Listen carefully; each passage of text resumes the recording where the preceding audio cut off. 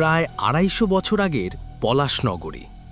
ভগবতী দেববর্মন তখন গ্রামের সবচেয়ে ভক্তিশীল মানুষ। তার উদ্যোগেই প্রথমবার দুর্গাপূজার আয়োজন হল। দক্ষ কারিগর ডেকে প্রতিমা গড়া হলো, মণ্ডপ সাজানো হলো, আর সেই বছর মহা ধুমধামে পূজা অনুষ্ঠিত হল। কিন্তু বিজয়ার দিন ঘটল অদ্ভুত এক ঘটনা। হঠাৎ করেই শ্মশানের পথ ধরে গ্রামে প্রবেশ করলেন এক অচেনা সন্ন্যাসী। তার চোখ যেন জ্বলজ্বল করছে, মুখ গম্ভীর, আর চলার ভঙ্গিতে এক অদ্ভুত রহস্য লুকিয়ে। লোকেরা তাকে দেখে স্তব্ধ হয়ে গেল। সন্ন্যাসী সোজা প্রতিমার সামনে এসে দাঁড়ালেন। বিভল দৃষ্টিতে মূর্তির দিকে তাকিয়ে রইলেন কিছুক্ষণ। তারপর হঠাৎ ভয়ঙ্কর গলায় প্রশ্ন করলেন, কে এই প্রতিমার পূজা করেছে? ভগবতী দেববর্মন দ্রুত এগিয়ে এসে সন্ন্যাসীর পদধূলি গ্রহণ করে ভয়ে হাতজোড় করলেন। প্রভু, আমাদের পুরোহিত পূজা করেছেন। সন্ন্যাসীর মুখ ক্রমশ কঠোর হয়ে উঠল। তার গলায় বজ্রধ্বনির মতো আওয়াজ, এ পূজা গ্রহণ হয়নি, মায়ের প্রাণ প্রতিষ্ঠাই হয়নি। মুহূর্তে চারপাশে স্রোতের মতো ভিড় জমল। বিস্মিত ও আতঙ্কিত গ্রামবাসী একে অপরের মুখের দিকে তাকাতে লাগল। ভগবতী দেববর্মনের শরীর শীতল হয়ে এলো, সর্বাঙ্গে কাঁটা দিয়ে উঠল। তিনি কাঁপা গলায় বললেন, সে কি প্রভু?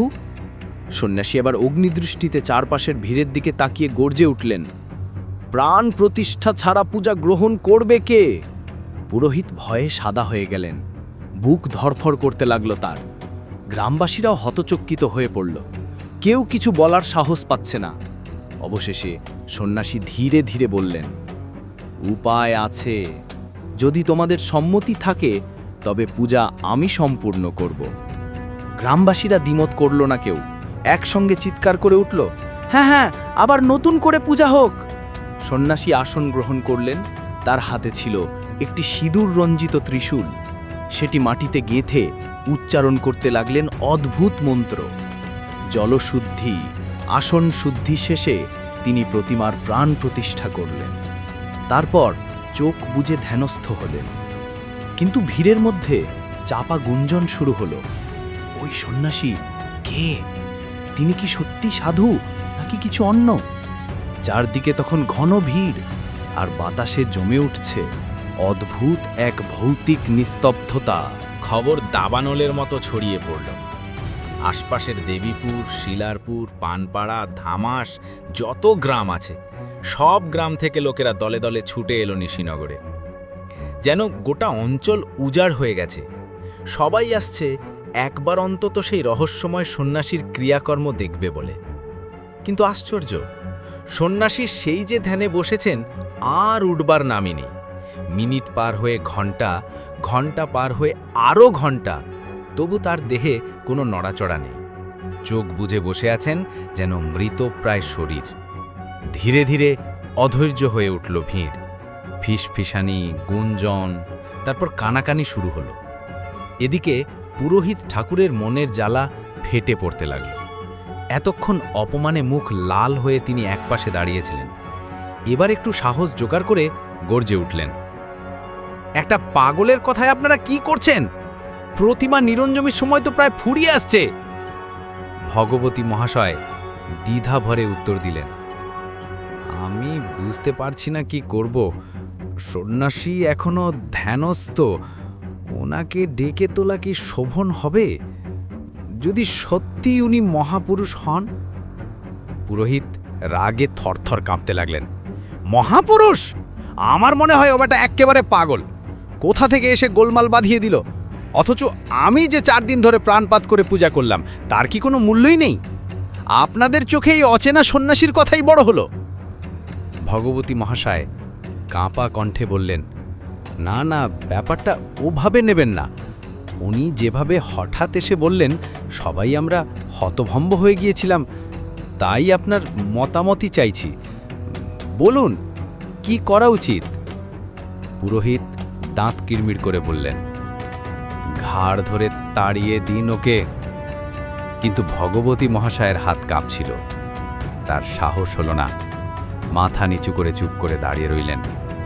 এদিকে গ্রামের মানুষদের মধ্যেও অস্থিরতা বাড়ছিল। অশান্ত ফিসফিসানি ধীরে ধীরে ভয়ঙ্কর কোলাহলে পরিণত হলো। কেউ বলল, ও এক ভণ্ড। কেউ বলল, উন্মাদ, চোখে চাউনি দেখেছো, যেন গিলে খাবে আমাদের।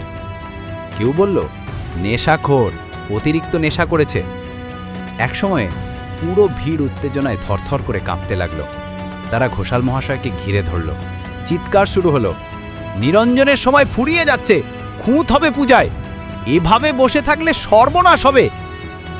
দুপুরের গরম বাতাসে হঠাৎ এক শীতল স্রোত বইতে লাগলো। ভগবতী মহাশয় তবুও ধৈর্য ধরে আরও ঘণ্টাখানেক অপেক্ষা করলেন। চারদিকে ভিড় ক্রমেই উত্তেজিত, অস্থির। তিনি না পারছেন সন্ন্যাসীকে জাগাতে, না জনতার ক্রোধ ঠান্ডা করতে। শেষে কণ্ঠে ক্লান্তি আর আতঙ্ক নিয়ে ডাকলেন, ঠাকুর উঠুন এবার, অনেক সময় পার হয়ে গেছে, লোকজন অস্থির হয়ে উঠছে। কিন্তু শূন্য বাতাস যেন তার কথা গ্রাস করল। সন্ন্যাসী অচল অটল, পাথরের মতো পাথির। পুরোহিত হঠাৎ গর্জে উঠলেন, এভাবে হবে না, ধাক্কা দিয়ে তুরনোকে।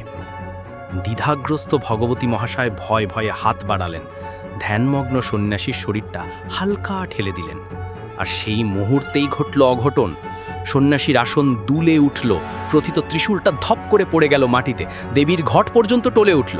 তারপর সন্ন্যাসী বজ্রাহত মানুষের মতো লাফিয়ে উঠে দাঁড়ালেন। হাতে ত্রিশূল তুলে তার শরীর খড়খড়ে কাঁপতে লাগলো, চোখ দুটো রক্তের মতো লাল। তীব্র কণ্ঠে তিনি গর্জে উঠলেন, মূর্খ, এ কি করলি তুই? আমি কত আহ্বান করে দেবীর প্রাণ প্রতিষ্ঠা করেছিলাম, আর তুই তাকে তাড়িয়ে দিলে? ভগবতী মহাশয় স্তব্ধ, ঠোঁট শুকিয়ে গেল তার। পুরোহিত এতক্ষণ দগ্ধ অহংকারে জ্বলতে থাকা এবার ফেটে পড়লেন। ওসব বুঝরু কি, অন্য কোথাও দেখাও। সত্যি যদি প্রাণ প্রতিষ্ঠা করেছো তার প্রমাণ দাও। সন্ন্যাসীর চোখে আগুন জ্বলে উঠল। প্রমাণ চাই, দেখবি তবে। বলেই তিনি একগাছি কুশ প্রতিমার পায়ে গেঁথে দিলেন। তারপর পুরোহিতের দিকে আঙুল তুলে আদেশ করলেন, যাও, এই কুশ উপড়ে আনো। পুরোহিতের মুখ ফ্যাকাশে হয়ে গেল, তবু অহংকারে ভর করে এগিয়ে গেলেন। হাত বাড়িয়ে কুশটা টেনে তুলতেই ফোঁস করে ধনুকের তারের মতো ছিটকে বেরোলো রক্ত। প্রতিমার পা থেকে ঝরতে লাগলো রক্তের ফোয়ারা। হইচই করে উঠল চারদিক। লোকজন আতঙ্কে চিৎকার করে মাটিতে লুটিয়ে পড়ল। কারোর চোখ ভিজল বিস্ময়ে, কারোর ঠোঁটে রক্তশীতর ভয়ের আর্তনাদ। মা রক্ষা করো, মা রক্ষা করো! ভিড় রোমাঞ্চিত, অভিভূত, আতঙ্কে দিশেহারা। প্রতিমার সামনে সবাই ধপাস করে শুয়ে পড়ল, মাথা ঠুকে প্রার্থনা করতে লাগলো। সন্ন্যাসী তখন বজ্রগম্ভীর কণ্ঠে ঘোষণা করলেন, আরও প্রমাণ চাই, শোনো তবে। দেবীর রক্ত ঝরল, ভগবতী দেববম্রণ বংশ নির্বংশ হবে। আর এই মণ্ডপে যদি কখনো প্রাণ প্রতিষ্ঠা করে পূজা করা হয়, তবে সমগ্র গ্রাম মহামারীতে ধ্বংস হয়ে যাবে। কথাগুলো শেষ হবার সঙ্গে সঙ্গেই সন্ন্যাসীর দেহ ঝাপসা হয়ে গেল। মুহূর্তের মধ্যে তিনি অদৃশ্য হয়ে গেলেন। চারিদিকে আতঙ্কিত জনতা, কেউ তাকে খুঁজে পেল না। আর কেবল মণ্ডপে রয়ে গেল তাজা রক্তের গন্ধ আর সেই অভিশপ্ত শব্দের প্রতিধ্বনি, দেববর্মণ বংশ নির্বংশ হবে। এদিকে ভগবতী মহাশয় সন্ন্যাসীর অভিশাপ শুনে অচেতন হয়ে মাটিতে লুটিয়ে পড়লেন। সংজ্ঞাহীন অবস্থায় তিনি এক বিভীষিকাময় স্বপ্ন দেখতে লাগলেন। স্বপ্নে দেখলেন লাল পাড় শাড়ি পরা এক রক্তমুখী যুবতী তাকে উদ্দেশ্য করে বলছে, ভয় করো না ঘোষাল, তোমার ভক্তিতেই আমি এসেছি। খুব শিগগিরই আমার চরণতলে স্থান পাবে তুমি। তবে শোনো, যদি এই মণ্ডপে প্রতিমার চক্ষুদান হয়, প্রাণ প্রতিষ্ঠাও যেন কখনো না হয়। যদি হয়, তবে দেবরক্ত নয়, আমি চাই নররক্ত। স্বপ্নের শেষ প্রান্তে ভগবতী মহাশয় হঠাৎ চমকে উঠে বসে পড়লেন। কপালে ঘাম, চোখ ভরা জল। প্রতিমার দিকে তাকিয়ে অস্ফুট কণ্ঠে বলে উঠলেন, এ কেমন স্বপ্ন দিলে মা? নররক্ত আমি কোথায় পাব? চণ্ডীমণ্ডপের ঈশান কোণ থেকে হঠাৎ এক ভয়াল গম্ভীর উত্তর ভেসে এলো, নররক্ত তোমাকে দিতে হবে না ভগবতী। মহাষ্টমীর সন্ধিক্ষণে যে আমার সামনে এসে দাঁড়াবে, তারই রক্ত আমি গ্রহণ করব। এই দৈববাণী শুধু ভগবতী মহাশয় নয়, উপস্থিত সবাই স্পষ্ট শুনতে পেল। শীতল স্রোতের মতো কেটে গেল সভায় বসা সকলের শরীর। এরপর এলো বিসর্জনের পালা। প্রতিমাকে চতুর্দোলায় তুলে ঢাক ঢুল বাজিয়ে ধুলি নদীর জলে বিসর্জন দেওয়া হলো। কিন্তু সেখানেই শেষ নয়, ঘটনার ভয়াল মোড় নিল এরপর। পরের বছরই ভগবতী মহাশয়ের একমাত্র ছেলে হঠাৎ মুখে রক্ত উঠা মারা গেল। সেই শোকে কয়েকদিনের মধ্যেই তার স্ত্রীও পরলোক গমন করলেন। তবুও ভগবতী মহাশয় শারদিয়ায় চণ্ডী মণ্ডপে প্রতিমা নির্মাণ করিয়ে মায়ের পুজো করালেন। নররক্তের বিকল্প হিসাবে নিজের বুক চিরে রক্ত দিলেন। তারপর অল্প কিছুদিনের মধ্যেই তিনিও চলে গেলেন। তার মৃত্যুর সাথে সাথেই দেববর্মন বংশের লোপ ঘটে। দেববর্মন বংশ নিঃশেষ হবার পর সিংহবাহিনীর এই পুজোর ভার নিলেন গ্রামবাসীরা। বারোয়ারি চণ্ডী মণ্ডপে আজও সেই প্রতিমার পুজো হয়। আজও সেখানে ভগবতী দেববর্মন নামে পুজোর সময় সংকল্প করা হয়। তবে মহাষ্টমীর সন্ধিক্ষণে আর কেউ প্রতিমার সামনে থাকে না। দৈবাৎ কোনো অঘটন ঘটে যাওয়ার ভয়ে সন্ধি পুজোর সময় প্রতিমার সম্মুখভাগ নতুন কাপড়ে ঢেকে আড়াল করে রাখা হয়। এই দিনে দেববর্মন মায়ের আরাধনায় জমে ওঠে বিরাট উৎসব। গ্রাম গ্রামান্তরের মানুষ ছুটে আসে এই সুপ্রাচীন দুর্গোৎসব দেখতে।